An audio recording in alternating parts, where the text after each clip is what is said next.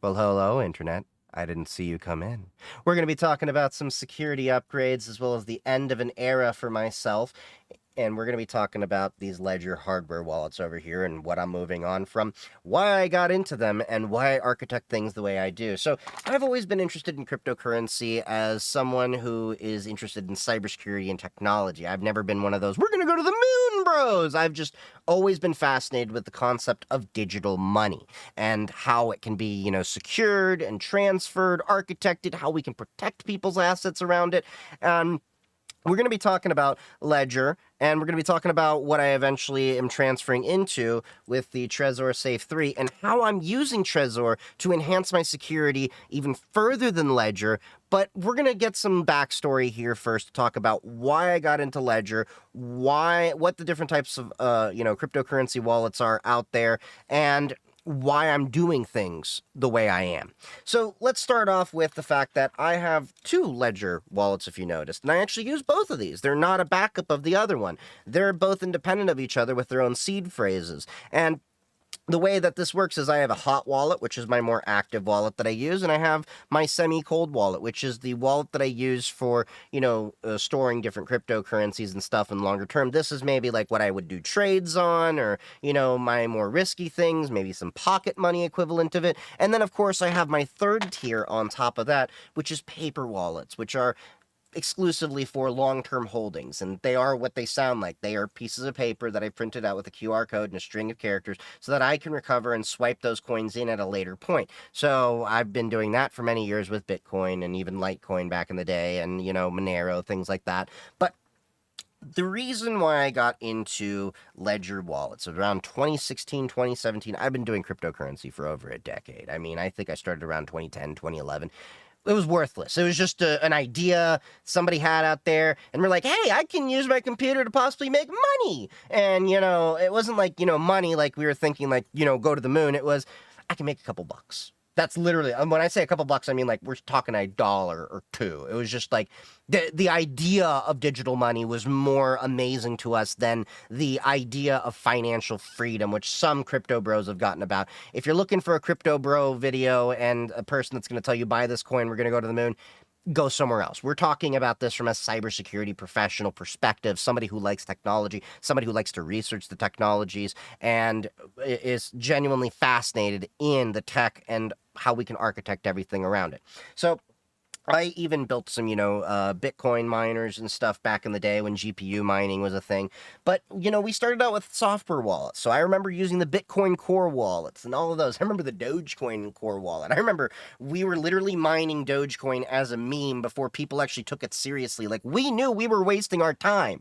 Dogecoin was the idea of you would mine this to learn about cryptocurrency and how it works and all of that. It was literally made as a meme and a joke, but I digress. So we had software wallets and we had paper wallets. And the idea with the software wallet is it's a piece of software on your computer or phone. And the issue with that, of course, is that it's on your phone or computer, which you regularly access, the internet, and many other things. So if you have malware or such like that, it can come in and swipe all of your things out. So that, of course, is a problem. So we need to talk about how to secure all those things. And that's where the advent of hardware wallets came about. Now, of course, you have Trezor over here, open source. The one issue that I had with them is that they didn't have a secure element. And this Trezor wallet, just so you know, this is one I made myself with a Raspberry Pi Zero. They're very open source, and I 3D printed a case. So I've actually been tinkering with Trezor for a while.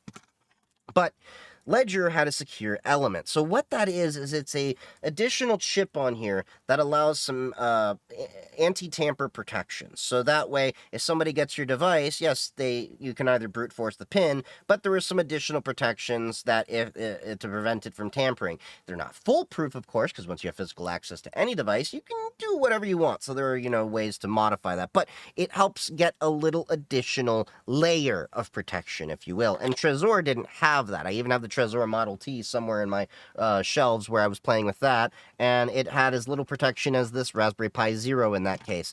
But nonetheless, Ledger had that. So originally I had the Ledger Nano S. This is the Nano S Plus. I don't have the Nano S here. It's somewhere.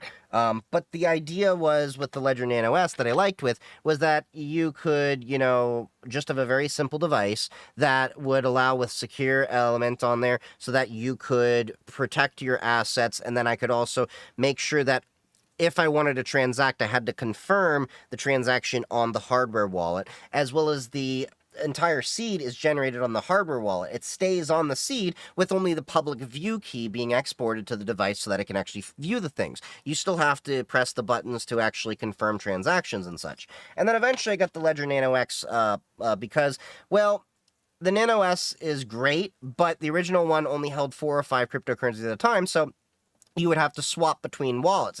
Your cryptocurrency was tied to that seed phrase, so you could uninstall the app running that cryptocurrency on the wallet, but then you'd have to reinstall it if you wanted. It was very cumbersome. So the Nano X went from allowing you to have 4 or 5 to 127, and that was the main reason. But one reason I didn't like that, the X, was it had a battery in there, as well as it allowed Bluetooth connection. I'm not a fan of Bluetooth. It's not the most secure thing in the world. It was designed as a wireless serial equivalent.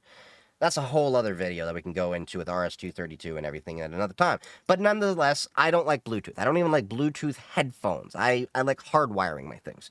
And a battery was just another issue on a device, which this battery had issues. Well, the prior one had issues, so I had to buy another X because the battery kept messing up. It actually kind of like imploded and then broke that, which is why I really like the Nano S Plus. Less expensive, same capabilities as the Ledger Nano X, no Bluetooth, no battery. A lot more simple, a lot more reliable.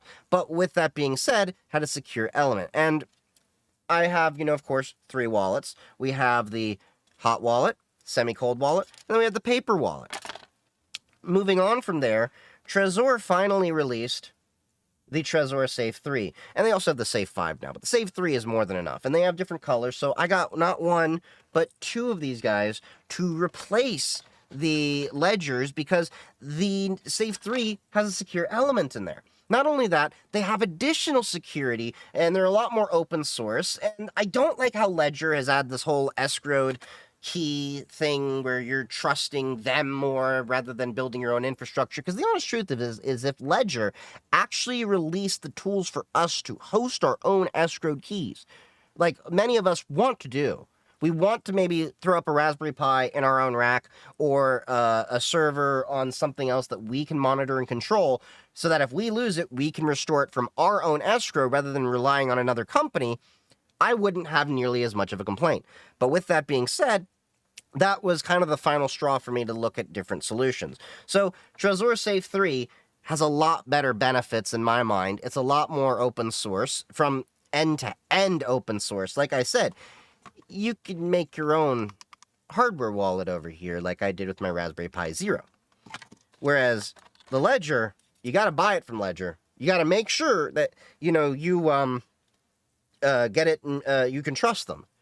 Whereas Ledger, there are ways for you, if you want to make your own Safe 3, to buy the printed circuit board and remake this entire thing. I saw projects out there for people that were selling the pieces for me to solder on to make my own Model T if I really wanted to go about doing that. If you want to do micro soldering and all that, be my guest. I was not a fan of that. So, but Trezor out of the box even has you install the firmware as step 0 on this guy, whereas Ledger out the box is ready to go.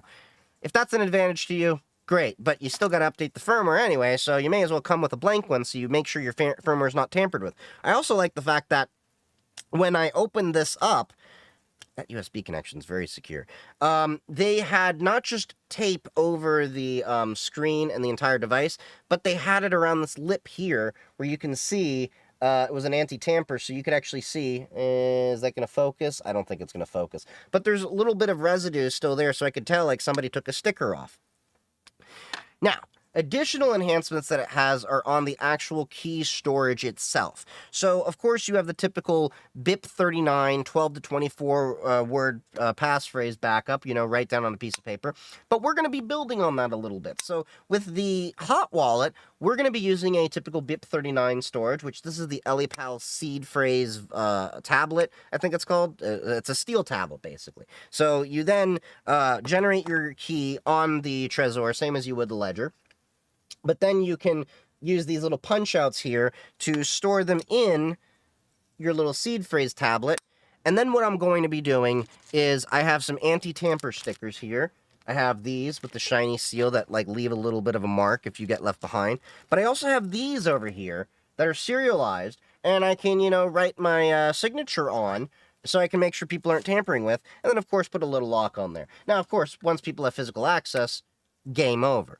But that's where the Trezor has some advantages. So over here, we have their Shamir shard kit. Yeah. So what is a Shamir shard? So it is the ability for you to create a key and split it into different shards. So as the BIP39, it's all in one place, all your 24 words. Take it, game over, man. Once they have this, it's game over. That's it. All they need to do is get access to your one seed phrase. So what is a Shamir shard? So basically, you have to at least have 2 of 3 or up to, you can do 16 shards if you want. And there's these different, shards. We're going to open this up over here. As you can see, I haven't opened these at all. So each one of these is a shard that's going to have 20 words on it. Let me open this up so I can show you. And this is going to be my first time actually seeing them myself. The concept of a Shamir shard is something we know of in cybersecurity, and it's a really cool concept. But the idea is we have 3 of these shards over here. If I can, gotta rip that open. You're going to have 3 of these shards over here. There's this little stylus over here that we're going to punch out to know what the words are. And you have this little capsule. So there's 3 of these. You can do more if you want, but the idea is each one is going to have 20 words on it. So you can do up to 20, and there's 3 different ones with 20 words each. So you have 60 words versus 24 words. Not only that, you need at least 2 of the 3 shards, if you set up a 2 of 3, unless you do a 15 of 16 again, to restore everything.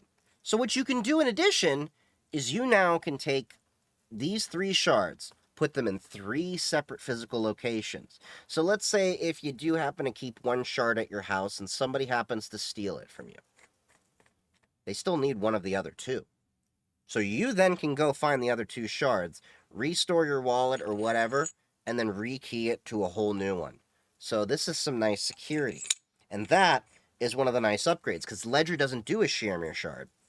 So, yeah, really looking forward to tinkering with this a little bit more. I obviously haven't set up my Shamir shard yet. I'm going to have some more updates on that as we go. But, like I said, I tinker with cryptocurrency because I genuinely enjoy the concept of it and the ideas around it. And I'm not, going to the moon with everybody. You go look through any of my TikTok or other content, you're not going to find me speculating on price. You're going to find me talking about the tech around the cryptocurrency and why I like things. But with that being said, I love all of you. Happy hacking. And I hope you learned a few things along the way.